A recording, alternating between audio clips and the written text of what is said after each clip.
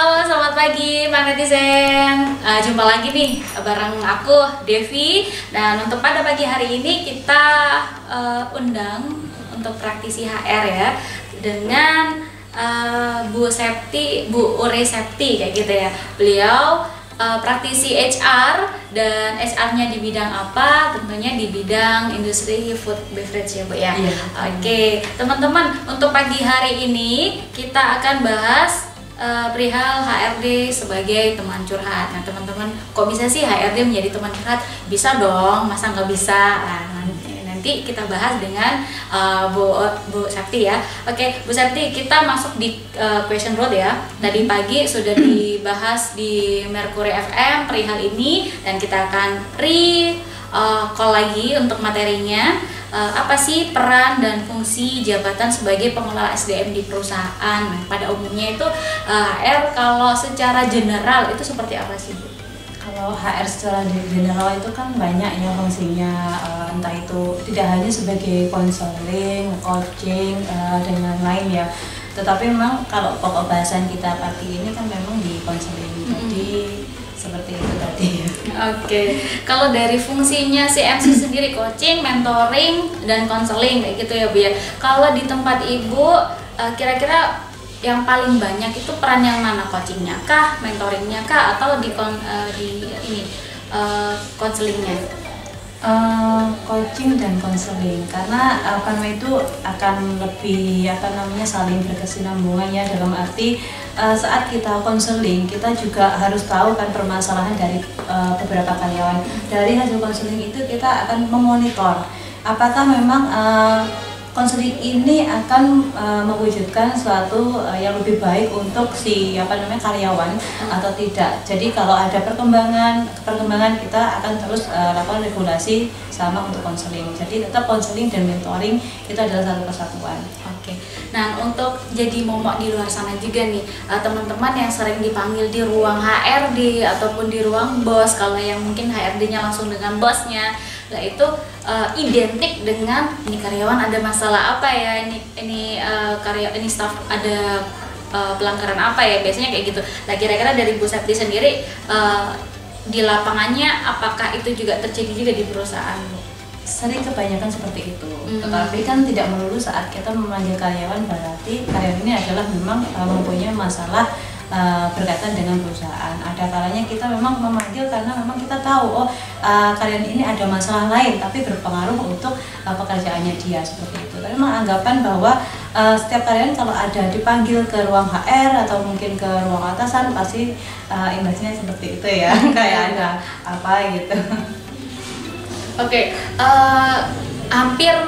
bukan hampir ya, mungkin 50-50, tapi kebanyakan yang diceritakan adalah pas mereka-mereka yang punya masalah. Tapi untuk beberapa case mereka yang masa mentoring, dalam arti dia mungkin masa kaderisasi ya, pasti butuh mentoring full. Nah itu sering dipanggil di HR atau sering dipanggil dengan atasannya dan dengan diwakili HR juga. Itu sesi mentoringnya nggak kelihatan, mereka pasti nggak akan cerita. Tapi kalau misalnya yang bermasalah itu biasanya akan curhat juga kayak gitu ya Bu ya. Iya betul. Oke, dari kira-kira nih bagaimana cara membagi porsi coaching, mentoring sama konseling itu ya, mungkin berapa persen karena kan skop HR itu sangat luas ya, dan gimana nih bagi porsinya gitu. Kalau bagi porsi untuk coaching, mentoring, dan konseling itu sebenarnya sama ya, tergantung dari permasalahan.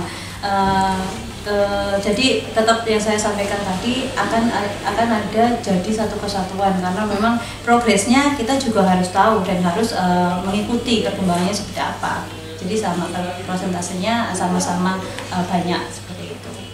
Oke, Bu, kalau misalnya nih nanti ada kesempatan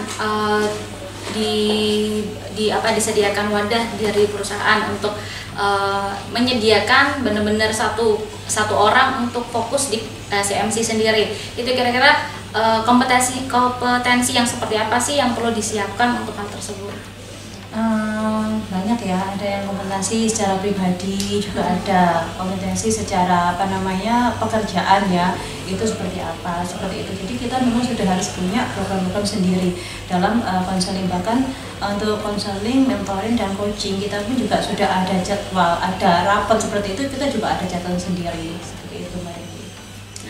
Oke, untuk yang terakhir nih Bu Septi, kira-kira nih bagaimana sih menyelesaikan atau mengantisipasi suatu permasalahan itu tidak ada ujungnya? Biasanya kalau permasalahan karyawan kan rentetan ya, katakanlah kalau departemen A nih mungkin divisi A bermasalah dengan divisi B, ternyata nanti ketika dikumpulkan ternyata divisi B-nya berentet lagi lah. Itu gimana nih cara antisipasinya atau bahkan cara menyelesaikan masalahnya? Kalau antisipasi kita harus tetap mengikuti ya, dalam arti permasalahan itu pasti ada, dan kalau sudah pernah ada permasalahan satu divisi dan divisi lain biasanya kan beruntun. Permasalahan itu pasti akan diselesaikan saat itu juga, tetapi nggak menutup kemungkinan nanti ada masalah lagi ya kita harus hadapin ya, kita harus memang benar-benar harus tahu ini arahnya kemana gitu. Seperti itu masalahnya, memang harus kita pantau ya, dalam arti seperti itu Mbak Devi. Kebanyakan masalah komunikasi nih gap. Iya, kebanyakan gapnya masalah komunikasi. Jadi kayak kita itu sebagai pentransfer informasi gitu. Padahal sebenarnya itu mudah gitu. Tetapi nggak semua, karena mungkin udah gini ya, pikiran dari setiap divisi yang jadi PIC mungkin sudah capek atau emosi atau apa. Jadi penerimaannya itu akan berbeda. Jadi HR menjadi fungsi di tengah-tengah seperti jembatannya. Gitu ya, seringkali memang kalau antar divisi ini cukup jadi satu ruangan, dibicarakan dengan baik, gapnya di mana, nanti dikasih gambaran yang berbeda, mungkin mereka akan bisa menerima.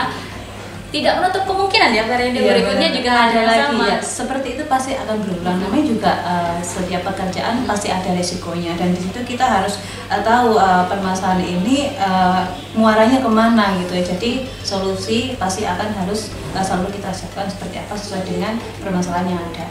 Oke, begitu teman-teman. Jadi yang akan terjun di dunia HR, kalian harus mempersiapkan diri untuk menampung berbagai jenis masalah. Selain itu, ya tentunya dengan kompetensi-kompetensi yang wajib dimiliki seorang HR, kita juga harus ada kompetensi tambahan yang mungkin di luar dari gambaran yang kita sudah bayangkan sebelumnya. Tidak menutup kemungkinan juga nanti mungkin bisa jadi ya, jadi seorang mentor, HR menjadi brand ambasadornya mentoring, ataupun bahkan di konselingnya kayak gitu. Jadi kita harus benar-benar ready untuk segala kemungkinan yang jadi tanggung jawab kita nantinya.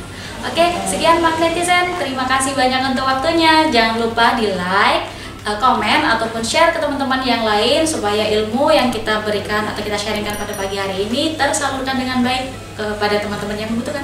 Terima kasih. Semangat pagi.